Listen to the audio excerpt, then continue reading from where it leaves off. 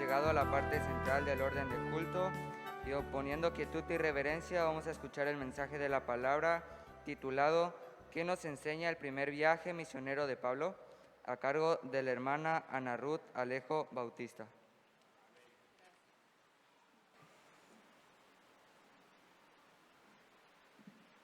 Amada iglesia, Dios le bendiga a cada uno de ustedes. Vamos a estar tantito de pie, mis hermanos, y vamos a orar a nuestro Dios para que Él nos bendiga y haga en nosotros ese despertar, como acabamos de cantar en los himnos, que el Señor llene nuestra vida de tal manera que anhelemos compartir esta llenura con otras personas. Hoy vamos a tratar este tema, ¿qué nos enseña el primer viaje misionero de Pablo? Oramos a nuestro Dios. Señor, gracias porque tú estás con nosotros. Somos tu pueblo que fue sacado de las tinieblas a tu luz admirable, para anunciar tus virtudes. Pero tú nos conoces, tú sabes que muchas veces callamos lo grandioso y glorioso que es el Evangelio. Pero aquí estamos, Señor, retomando estos mensajes motivadores a la vida de todo tu pueblo. Ayúdanos a no dejar de proclamar. Ayúdanos a no avergonzarnos del Evangelio, porque es poder tuyo para transformar. Gracias, Señor. Bendice a tu iglesia Betania, a nuestra juventud y a todo nuestro liderazgo, de manera que todos juntos, Señor, sigamos proclamando, porque fuimos llamados a proclamar. En el nombre de Cristo. Amén. Amén, hermanos. Pueden sentarse. El primer viaje misionero del apóstol Pablo y su compañero Bernabé, y en su momento también un sobrino de este último, abarca de los capítulos 13 hasta el capítulo 15, del 1 al 35. Pueden considerar ustedes en Hechos, hasta ahí nos narra, porque ya a partir del versículo 36, noten ustedes, donde hay la separación de Bernabé con Pablo y comienza Pablo su segundo viaje misionero. Entonces hasta ahí es el primer viaje misionero. ¿Qué nos enseña?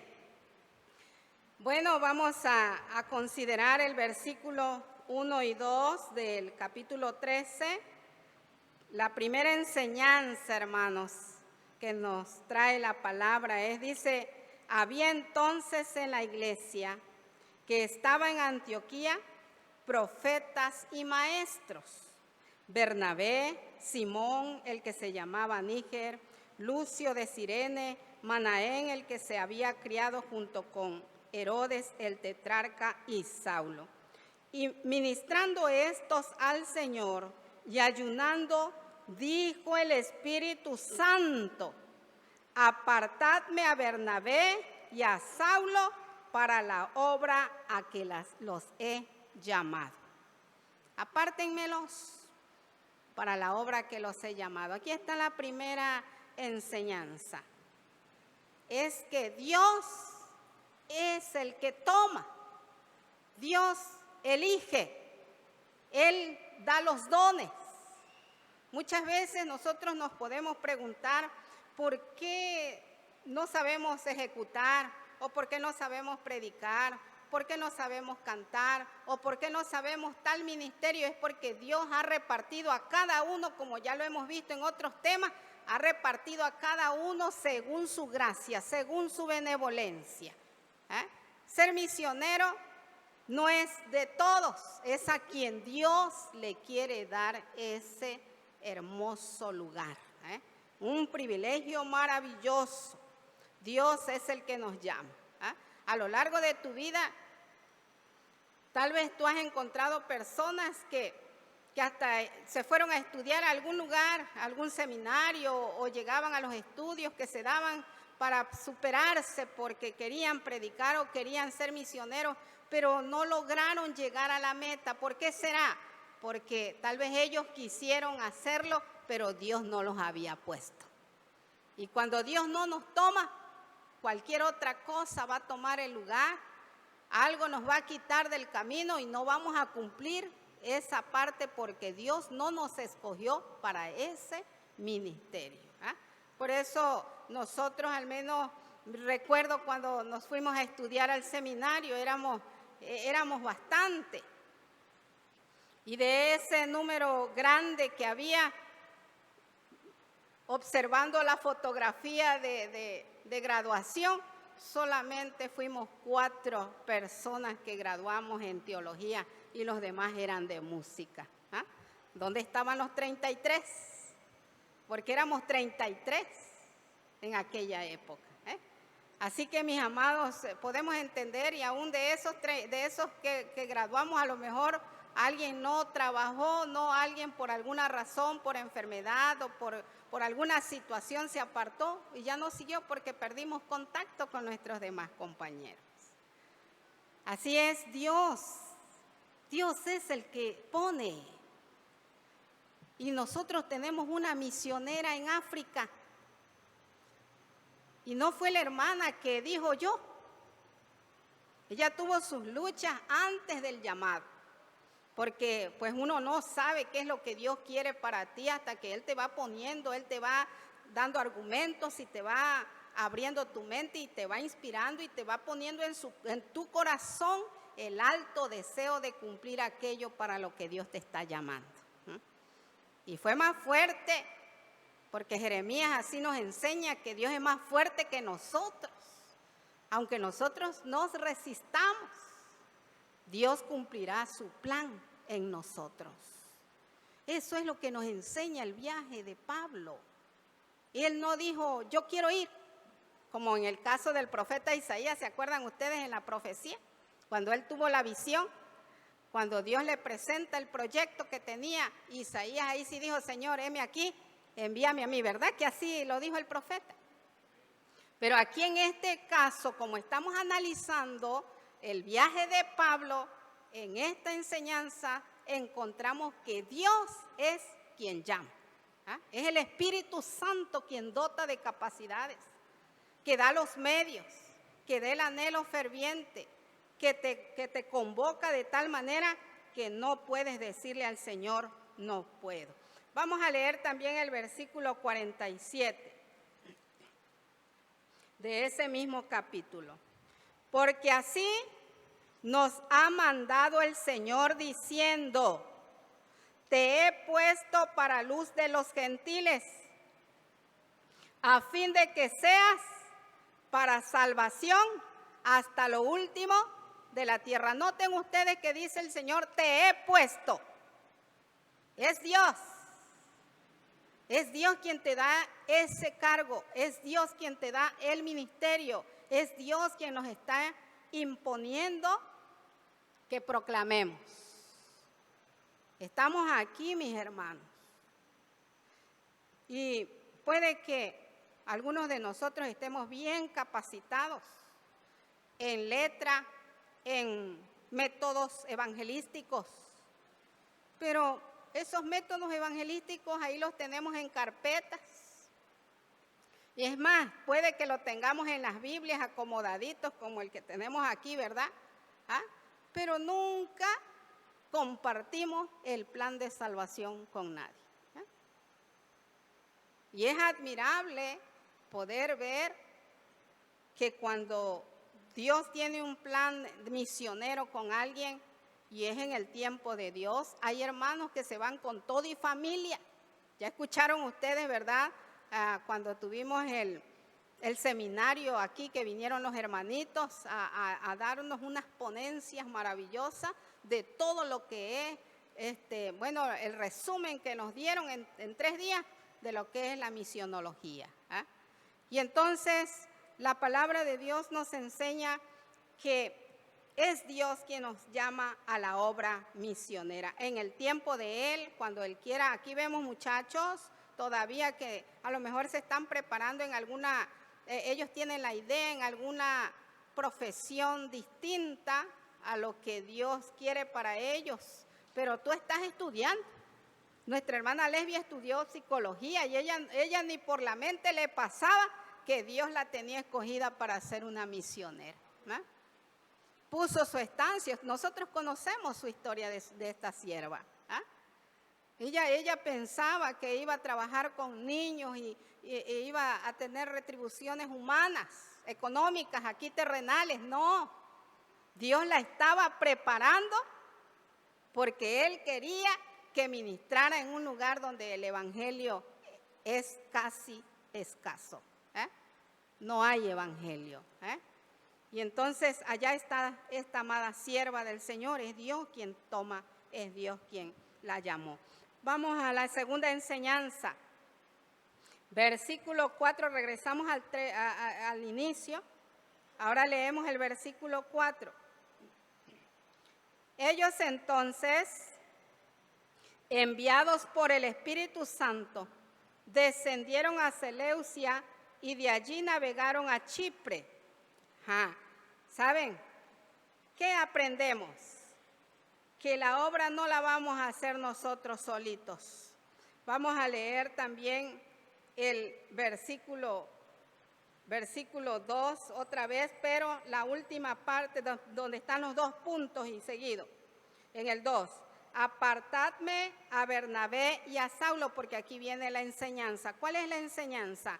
Que la obra no la vamos a hacer nosotros solos, siempre la vamos a hacer acompañados de alguien. Primero, que el Espíritu Santo nos ilumina. El Espíritu Santo nos da la sabiduría, como dice el versículo 4, que fueron enviados por el Espíritu Santo. Nadie puede poner su propio deseo. No vamos a ir a sembrar nuestra ideología. Es por eso que lamentablemente muchos hermanos que no han entendido que quien es el dueño de la iglesia y quien rescata es Dios, ellos se les ocurre hacer una iglesia para ellos. Una iglesia donde ellos sean los líderes, donde ellos, nadie los gobierne, donde quieren poner sus propios criterios, sus propias doctrinas, tal vez bíblicas, según ellos, así lo interpretan, y empiezan a evangelizar según sus ideas, y hacen su grupo y empiezan a hacer una iglesia, pero no una iglesia guiada por el poder del Espíritu Santo, porque no prosperan. Cuando nosotros queremos implantar una iglesia sin la guianza del Espíritu Santo, no prospera, hermanos.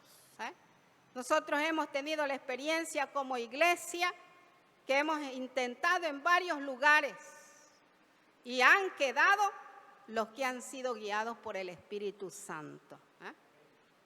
Y ahí están los 3 frutos que ahorita tenemos y la iglesia que ya creció, ¿verdad? La Betel, que ya también ha sido ya para la gloria de Dios una iglesia independiente. Y entonces, ¿cuántos lugares conocemos? Los hermanos que tienen años de estar aquí, ¿cuántas hermanas salieron a evangelizar junto con nosotros, con el obrero, con los pastores que ya estuvieron? Pero fueron obras infructuosas. Y nos esforzamos porque yo recuerdo todo eso y hermanos que ya están en la presencia de Dios, cómo sufrían persecuciones de muchas formas, pero evangelizábamos casa por casa y tratando de hacer una obra en cierto lugar, pero no prosperó, porque el Espíritu Santo no quiso. No fue porque nosotros no supimos hacer el trabajo, porque el mismo trabajo que hicimos en esas que no prosperaran es el mismo que se ha hecho en todo donde estamos ahora sirviendo. Así que ha sido que el Espíritu del Señor no ha querido, porque no lo vamos a hacer sin Él. Al final de cuentas nosotros nos vamos. Hace un momento, cuando yo venía acá, el Señor me dio una oración y le di la gloria, porque yo venía para acá ya a adorar su nombre con ustedes. Y Él me empezó a hacer sentir en mi corazón que yo me esfuerce, porque a veces nos sentimos mal físicamente. Pero aquí yo decía, Señor, yo me voy a esforzar y gracias por usarme, gracias por haberme tomado, gracias por darme esto que es una bendición.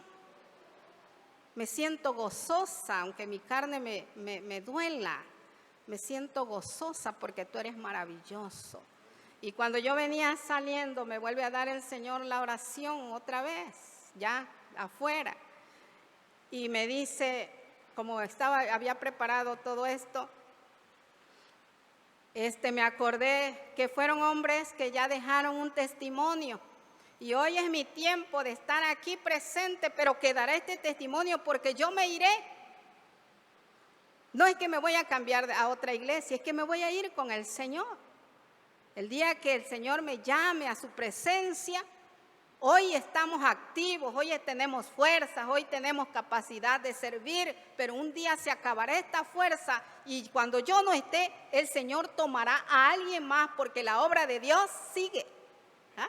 Así como Pablo ya no está, Bernabé ya no está, Juan ya no está, los apóstoles ya no están. Pero la obra ha seguido a través de los tiempos.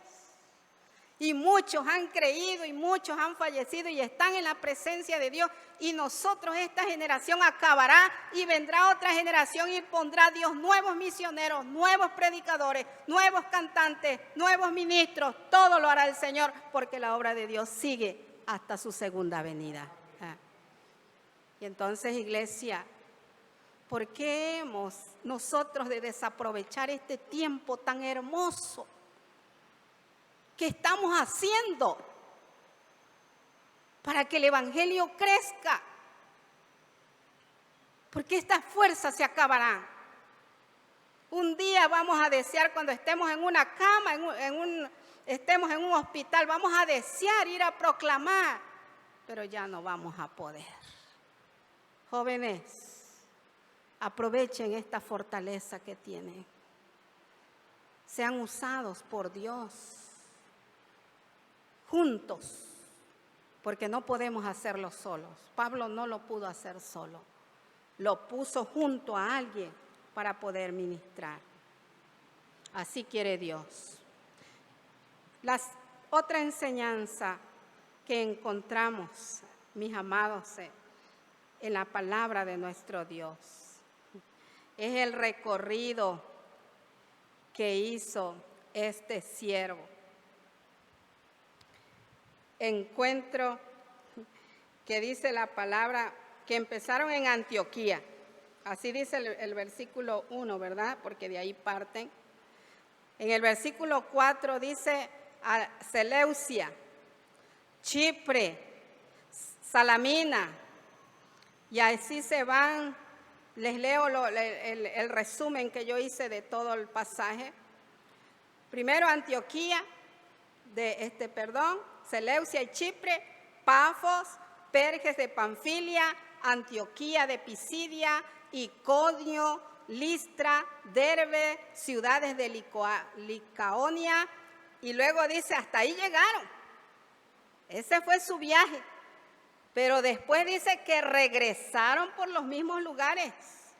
Regresaron a Listra, Iconio, Antioquía, Pisidia, Panfilia, Perge, Atalia y Antioquía. Ellos fueron predicando, pero después hicieron una revisión, un repaso. ¿Qué pasa a veces con nosotros? Que en muchas ocasiones predicamos, le hablamos a alguien y ahí lo dejamos. Dios quiere que le demos seguimiento a la obra. Bueno, vamos a leer el versículo 7 del 13. Todavía no hemos salido del 13, estamos tocando algunos puntos en otros textos. Versículo 7.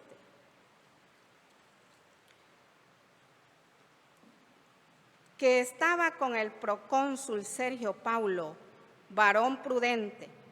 Este, llamando a Bernabé y a Saulo, deseaba oír la palabra de Dios. Hasta el 12 voy a leer. Pero les resistía Elimas el mago, pues así se traduce su nombre, procurando apartar de la fe al procónsul. Entonces Saulo, que también es Pablo, lleno del Espíritu Santo, fijando en él los ojos, dijo: oh, lleno de todo engaño y de toda maldad, hijo del diablo, enemigo de toda justicia, ¿no cesarás de trastornar los caminos rectos del Señor? Ahora pues, he aquí la mano del Señor está contra ti y serás ciego, y no verás el sol por algún tiempo. E inmediatamente cayeron sobre él oscuridad y tinieblas, y andando alrededor buscaba a quien le condujese de la mano. Entonces el procónsul, viendo lo que había sucedido, creyó maravillado de la doctrina del Señor. ¿Sabes qué nos enseña este viaje de Pablo? Es que vamos a encontrar oposición, pero va a creer el que tiene que creer. No importa que haya opositores, no importa que haya muchos enemigos en el camino, pero Dios ya tiene elegido a su pueblo. Versículo 45.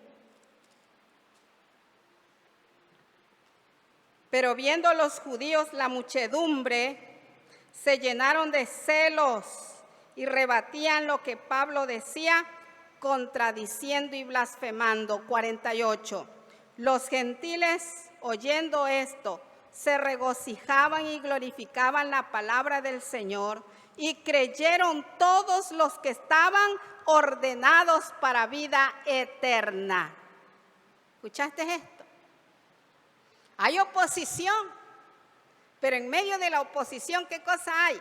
Conversión. No es fácil la obra de Dios. Vamos a encontrar de todo, porque el enemigo, el Satanás, nos va a querer estorbar. Tú vas a evangelizar, pero vas a tener problemas en tu casa, vas a tener problemas de salud, o ahí donde vas. Van a haber gente que no te van a permitir predicar. Va a haber oposición, pero va a creer el que va a creer. No te desanimes. Sigue predicándole a tu gente. Si vas a empezar por tu casa, tenemos un proyecto ahí que parece que no se ha logrado comprender, de hacer un devocional en casa con nuestra familia, y aunque no quiera nuestra familia en conversa, nosotros los creyentes lo debemos hacer, porque allá en el entorno ellos pueden ser alcanzados, porque el Espíritu Santo no nada más obra con el que está mirándonos, también obra con el que está escondido, también obra con el rebelde y grosero, también obra con aquel que es duro de su corazón. Y aunque huya, aunque haga lo que haga, si está destinado a vida eterna, como dice aquí, el que está predestinado va a creer. Y si no, pues simplemente eso ya le corresponde al Señor. Pero nosotros tenemos que seguir predicando el Evangelio. Capítulo 14, versículo 1 y 2. Aconteció en Iconio que entraron juntos en la sinagoga de los judíos y hablaron de tal manera que creyó una gran multitud de judíos y asimismo de griegos. Mas los judíos que no creían excitaron y corrompieron los ánimos de los gentiles contra los hermanos. Ven ustedes, hay crecimiento, hay evangelio, hay conversiones, pero hay luchas. ¿Sabe qué cosa es lo que nos pasa a nosotros? Que es que queremos que todo sea fácil, que todo se dé facilito, así bonito, como cuando compramos una flor que la exhiben allá donde las venden. Y quisiéramos, ¿verdad?, que esa flor, así como se ve de grandota y preciosa al sembrarla nosotros en el jardín, queremos que así produzca, pero no, porque ellos tienen una forma de crecerla y nosotros otra. Pero es flor y va a producir, aunque no sea igual. Porque Dios así nos llama como iglesia a seguir proclamando, porque van a creer mucha gente, hermanos. Jóvenes, ustedes prediquen, compartan con sus compañeros. Les dije la otra vez que consigan folletos y los carguen ahí en su bolsa, no se avergüencen de ser cristianos. Sean unos misioneros en su escuela, sean unos misioneros en su barrio, sean unos misioneros en casa, sean unos misioneros donde quiera que se encuentren. Versículo 18 y 19.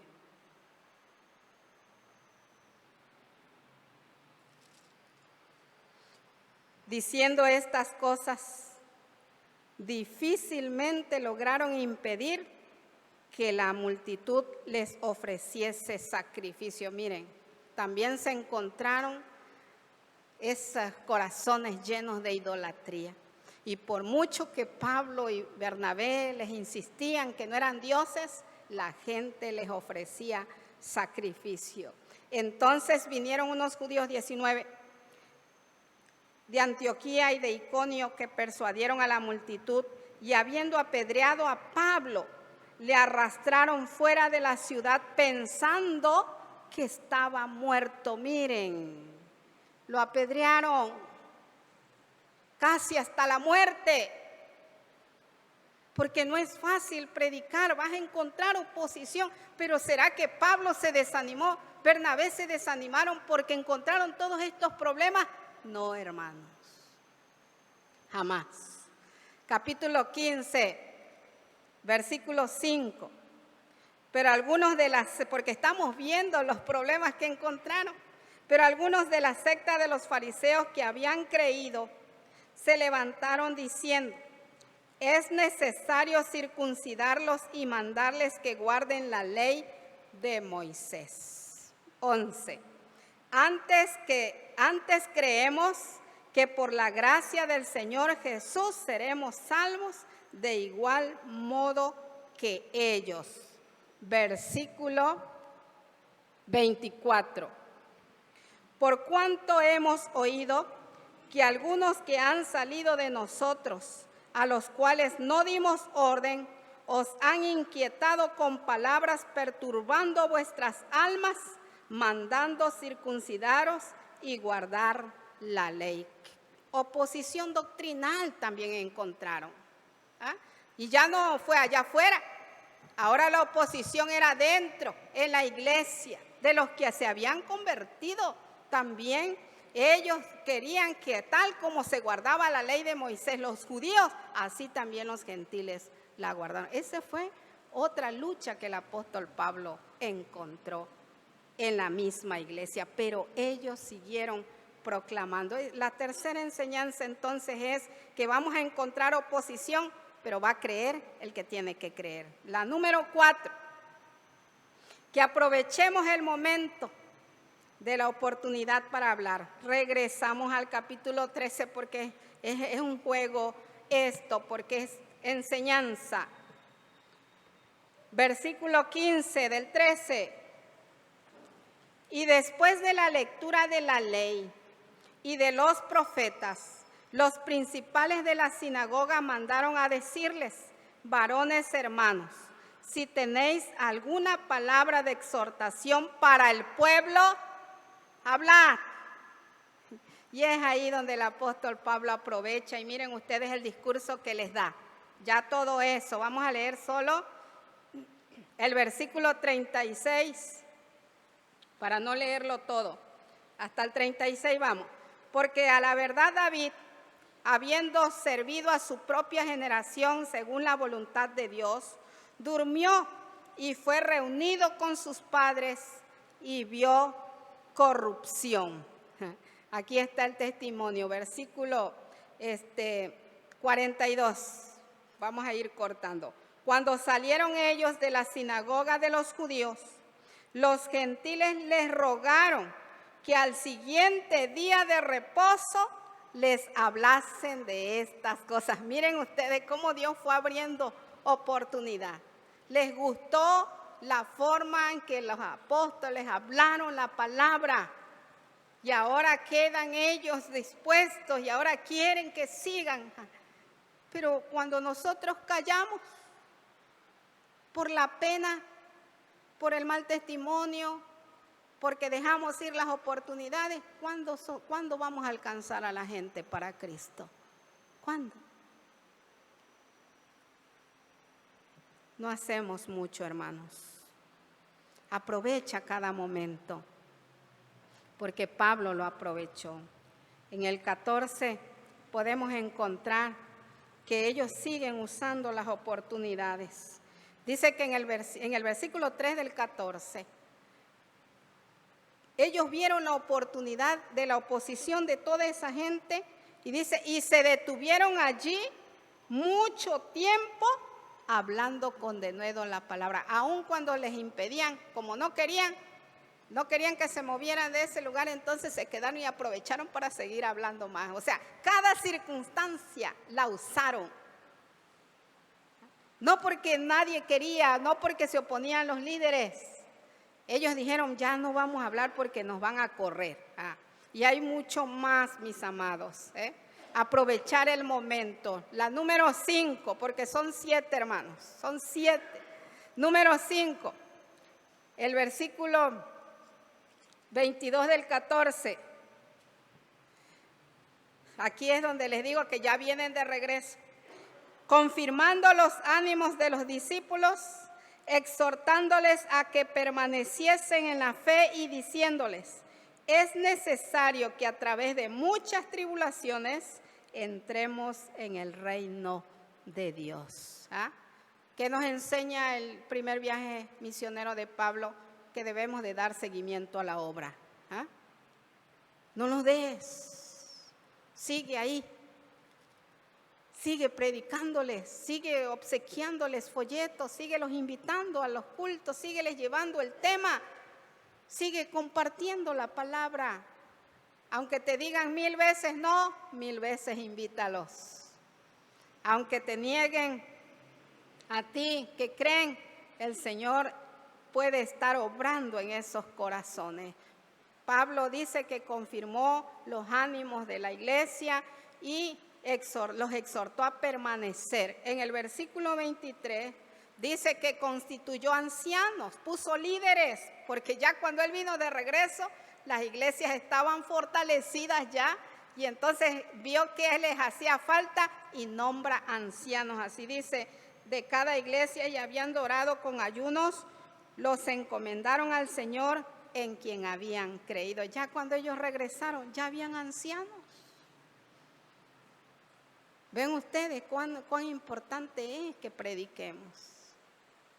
Porque no sabemos que nosotros nos vamos a algún lugar, como nos ha sucedido a algunos de nosotros, vamos a alguna iglesia donde ya hemos servido y nos encontramos gente que Dios nos dio la oportunidad de predicarle y hoy ya son ancianos o son diáconos o tienen algún cargo en la iglesia.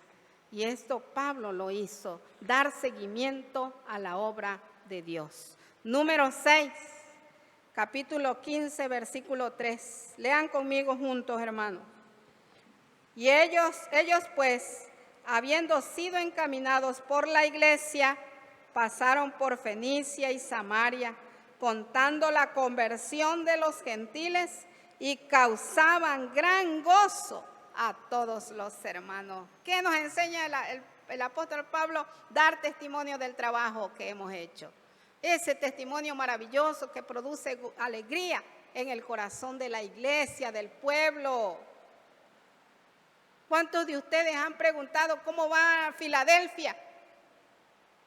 ¿Cómo va el samaritano? ¿Cómo está la vid verdadera? ¿Qué avances hay? ¿Se acuerdan ustedes que ya fuimos a consagrar el lugar? ¿Cuántos de ustedes saben cuánto ha crecido? ¿Saben ustedes cuántos miembros hay? ¿Lo saben? No, ¿verdad? No hay ni uno. Se les está dando ya el catecúmeno. ¿Cuántas personas hay? ¿Saben ustedes? 4 adultos nada más. 4 adultos y 2 adolescentes. Y algunos que ya están, nuestros hermanos están trabajando ya. Ya hemos ido a evangelizar, gracias al Señor. Varios hermanos de aquí nos han apoyado a ir a evangelizar casa por casa, a entregar folletos, a recibir estudio, a darle estudio a los hermanos. Pero ven ustedes cómo a veces no estamos ni enterados de nuestras hijitas, de las misiones. Se espantan los hermanos cuando les toca predicar allá. Si aquí somos pocos, allá imagínense. ¿Ah? Miren ustedes, a veces da tristeza que hayan 6, que hayan 5, que hayan 7 personas en un culto. Pero la decadencia espiritual no solamente es en el templo grande, también es allá en los campos. Debemos dar testimonio y ver los resultados. Versículo 12. Entonces toda la multitud cayó y oyeron a Bernabé y a Pablo, que contaban cuán grandes señales y maravillas había hecho Dios por medio de ellos a los gentiles. Qué hermoso es escuchar el testimonio. Nuestra hermana Lesbia nos está enviando mensualmente, ahí están los hermanitos, mensualmente todo su avance, informe de todo lo que ella hace, lo que le enseñaron, el progreso que va teniendo todas las veces. Y así cada misionero manda un informe a sus iglesias. Pero aquí es donde nos está haciendo falta, en el último punto, hermano. Y aquí nos abraza a todos nosotros, como iglesia. Yo te invito a que no seas indiferente a la labor misionera. No seas indiferente al trabajo de los hermanos que están dando todo lo que Dios les ha dado para poder servirle. Los hermanos que han bajado su ánimo de ofrendar, de enviar, es tiempo de retomarlo. Dice el versículo 25 y 26, hermanos, ¿qué pasaba con la iglesia? Dice, nos ha parecido bien, habiendo llegado a un acuerdo, elegir varones y enviarlos a vosotros. Miren la expresión, los que tienen su texto a la mano, con nuestros amados Bernabé y Pablo. ¿Ah? ¿Cuál es la expresión de la iglesia? Nuestros amados. ¿Cuánto amas a los misioneros? Son nuestros amados. La iglesia mostró amor porque eso nos enseña a reconocer la labor misionera. Esa es la número 7. A reconocer el trabajo misionero, reconocer el esfuerzo y sacrificio misionero, porque no es lo mismo estar aquí en nuestra casa, comer nuestra comida, la que nos gusta a nosotros, llevar nuestras costumbres, vestirnos como nos gusta a nosotros, y ellos se tienen que someter literalmente al 100% a la cultura. Y aparte de todo eso, están expuestos a cárcel, están expuestos a persecución y, como hemos visto, han muerto en masa los misioneros, o los desaparecen.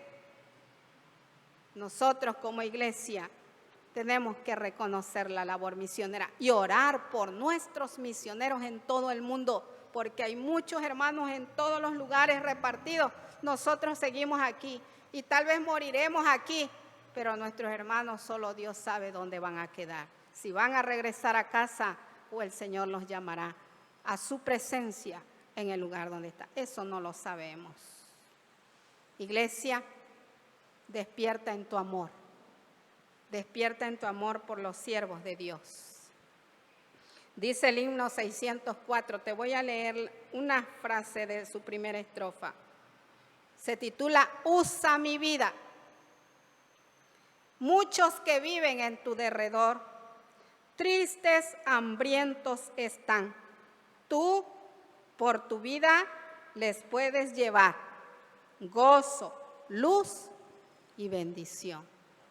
Les pregunto a todos los que estamos aquí, ¿desean ustedes que sus vidas sean usadas, hermano? ¿Desean que sus vidas sean usadas? Vamos a estar de pie entonces y vamos a pedirle perdón a Dios por haber bajado el ánimo de predicar, por haber sido indiferente al trabajo misionero, por no preocuparnos, por pensar que todo está perfecto en las misiones y que nosotros podemos, por nuestras palabras, hacerlas crecer. No, el que lo puede hacer es el Espíritu Santo.